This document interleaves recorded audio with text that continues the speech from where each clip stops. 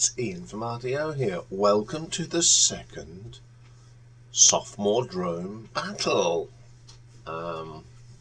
Takes over from, of course, Battle Royale until we do another competition. And this time we're doing the second albums of bands, known as sophomore albums. And with a little bit of twist, each week Dave is going to keep a tally how many times you disagree with me. So it will announce last week's on the live stream tonight. So this week we're going to do a bit of thrash metal. And we've got Metallica against Slayer.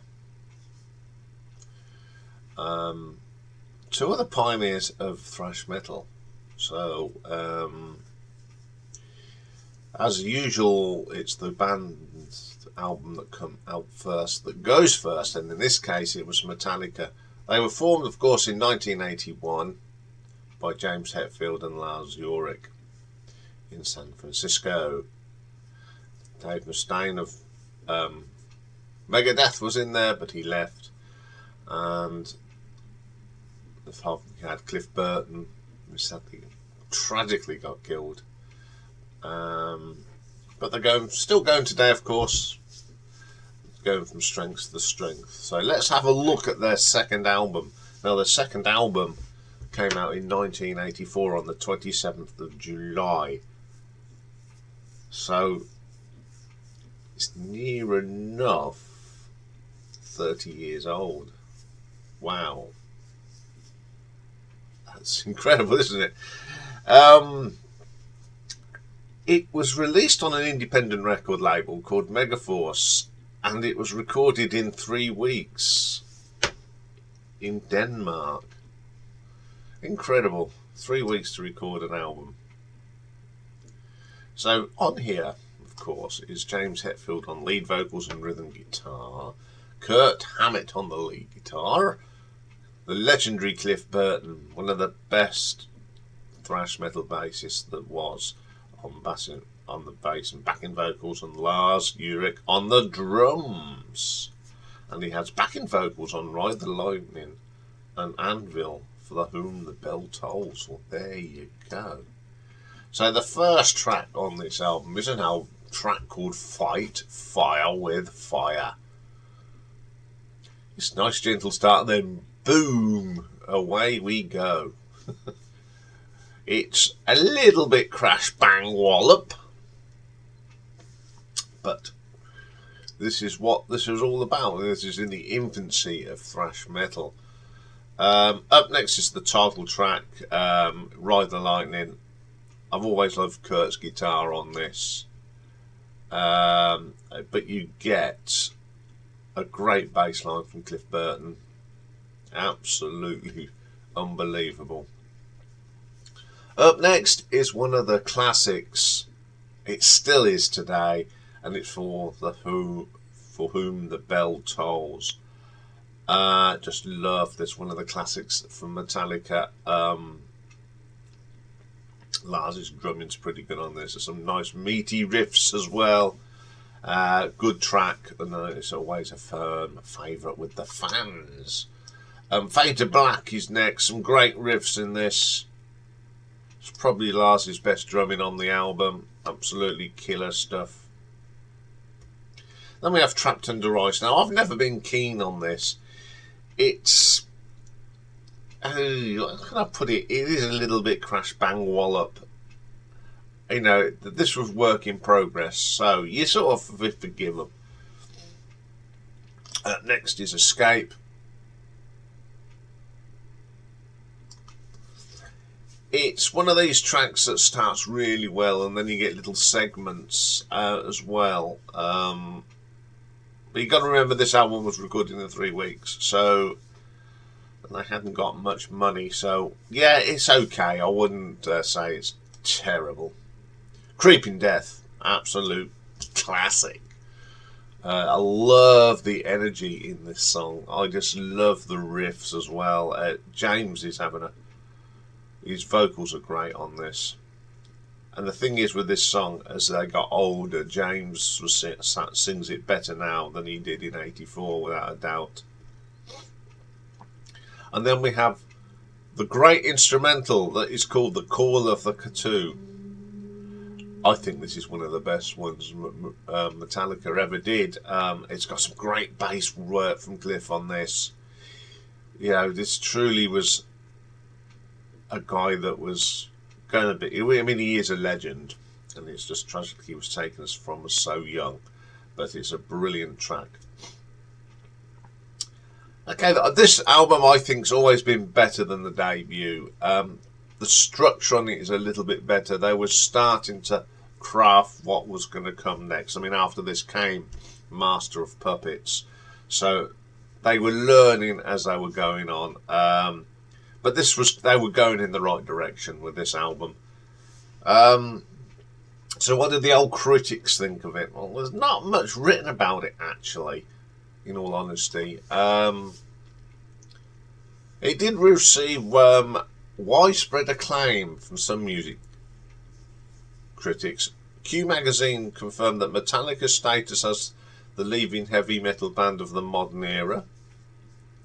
The magazine credited for the group for redefining the norms of thrash metal with Fade to Black, the genre's first power ballad. Kerrang stated the album's maturity and musical intelligence helped Metallica expand heavy metal's boundaries. Greg Cott, mispronunciation, of the Chicago Tribune described Ride the Lightning as a more refined extension of the group's debut, which is absolutely correct. In retrospective reviews, Sputnik's Music's Channing Freeman named it as one of the few albums that can be charming and powerful at the same time. So I wonder whether the ratings from the important magazines. Well, AllMusic did give it a 5 stars. The Tribune gave it 3 out of 4. Collector's Guide to Heavy Metal gave it a 10 out of 10. The Encyclopedia of Popular Music gave it a 3 out of 5. The Guardian gave it a 5. Pitchfork gave it a 10 out of 10. Q, a 4 out of 5. Rock Hard, 10 out of 10. The Rolling Stones Album Guide gave it a 4. Sputnik Music gave it a 5. So how did it do with the fans? Well, it only got to number 87 here in the UK, number 48 on the US Billboard, but managed to get to number 10 on the top rock albums. It did pick up some discs, 3 times platinum in Australia, platinum in Canada, Denmark, 2 times platinum in Germany, platinum, Italy gold, Poland platinum, here platinum, and in America 6 times platinum. So they didn't do too bad. So let's have a look at the nuts and bolts of this one. So the song quality on this album, it's got 2 of the classics, Creeping Death, For Whom the Bells Toll, and the instrumental, The Call of the Cthulhu. Very good songs. The others, they're still experimenting, I think. They still haven't found that groove. So I'm going to give that a 3 out of 5. Production, much better than the first album. Considering how it was all done in 3 weeks, it's very good with production. It's raw, but it sounds good. So I'm going to give that a 4 out of 5. Reception went down very well with a lot of the critics, which is excellent.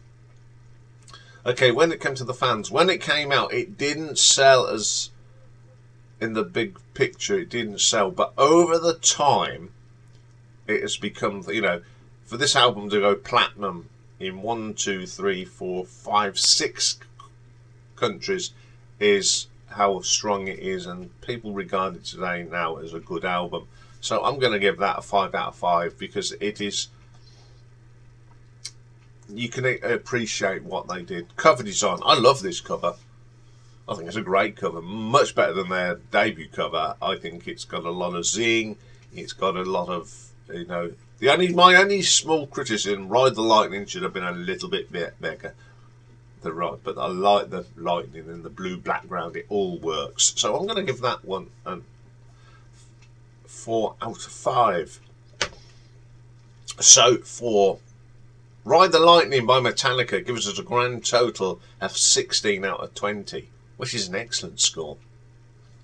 So let's move on to one of the other pioneering bands in thrash metal, Slayer. Now, they were also formed in 1981 in California, Huntington Park to be precise, by guitarist Kerry King and Jeff Hanneman, drummer Dave Lombardo, and vocalist and bassist Tom Araya.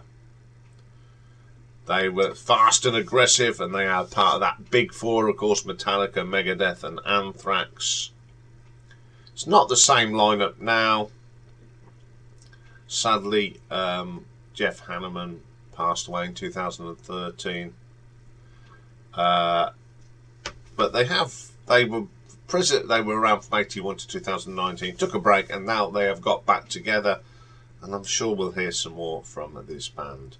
So their second album came out a year later than Ride the Lightning. It came out in 1985 on the Metal Blades record label, and it is called Hell Awaits.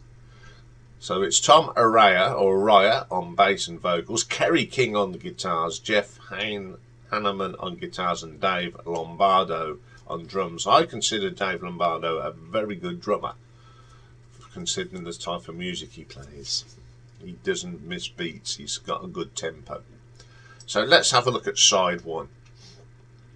So the title track is called Hell Awaits, the title. It's got some really strong riffs in this, some great drumming from Dave. But when Tom starts singing, it becomes very amateurish. They didn't quite get the mix right, I don't think. It does sound very, very weak, which is a shame because musically it sounded good. Kill Again's next. As I said, I think Dave Lombardo is probably one of the finest thrash metal drummers there is. He doesn't drop notes, he keeps the time well. Now, I've heard a lot of drummers when they go, you can hear a little, the momentum goes, but Dave seems to keep it up. He is very good and very underrated drummer. But this track is great. This belongs to him. There's some great guitar riffs in this. It's pretty decent actually. Then we have At Dawn They Sleep.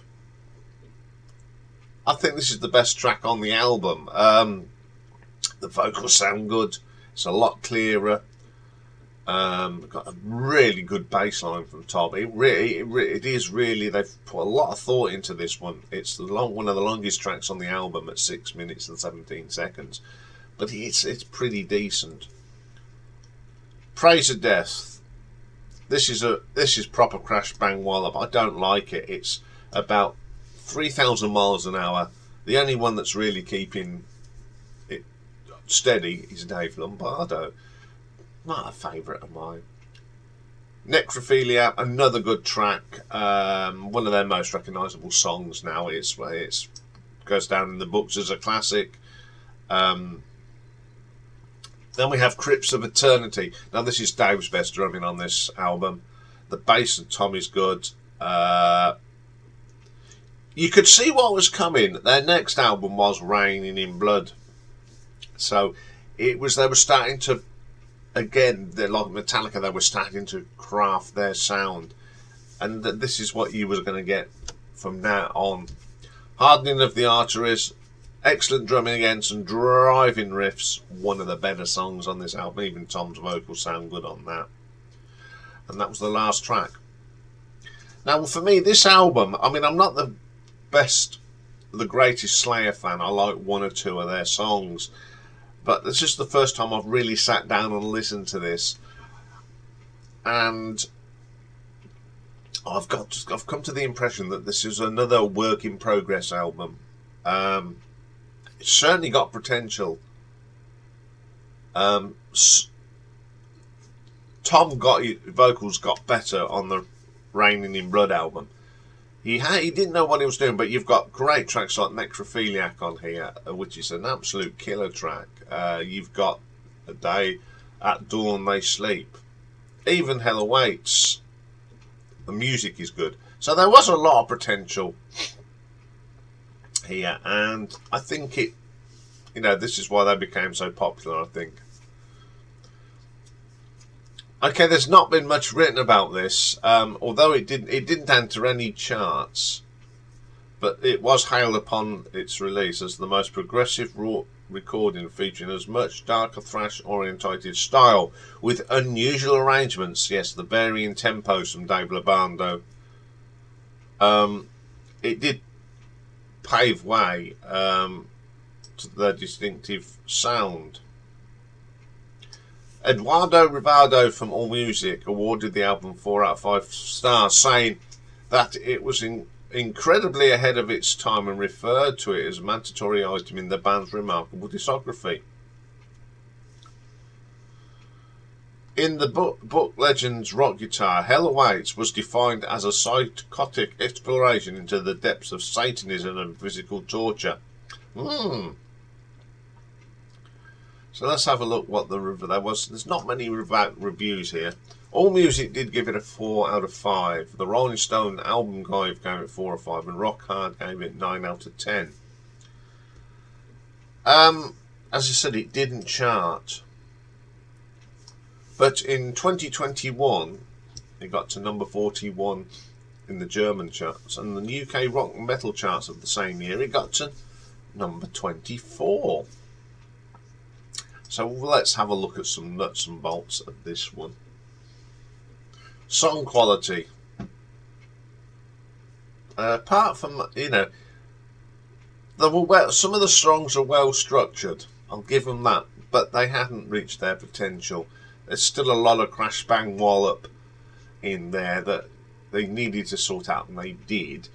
So I should give that 3 out of 5. Production on this, the production's very good. It's one thing about thrash metal albums, they are well produced. Even though it is crash bang wallop in places, it's still well produced. So I shall give that a 4 out of 5. Reception. Well, mixed really. It took it a little while to get acclaimed. And if you talk to Slayer fans now, they say that it's grown on them. It's one of them albums that grew on them. And as I said, I've never been a big fan of this, and it was the first time I've listened to this all the way through. And I can see that it's natural charm of the period of when it came out, and it was unusual in the way that it was put together. So I shall give that a 3 out of 5. Cover design, it's all hell and fire and brimstone, isn't it? Flames. I think the caricature should have been a little bit more bigger and brighter, because it gets lost, and the words, the Hell Awaits title needs to be a bit more bolder because it does get lost in the background of the flames. So I shall give that a 3 out of 5. So a total for Slayer's Hell Awaits is a 13 out of 20. So we've got a clear winner today. But which of these two albums do I prefer? Having listened to these two albums for the last week, the Slayer album did grow on me, I must admit. The more I listened to it, the more I thought, yeah, it's not a bad album. But for me, it is always going to be the Metallica album, Ride the Lightning. I heard this a lot back in '84 because one of my mates was really into Metallica then, and and used to go around his house. I mean, back in '84, we was early 20s, not late teens. No, we was in our late teens.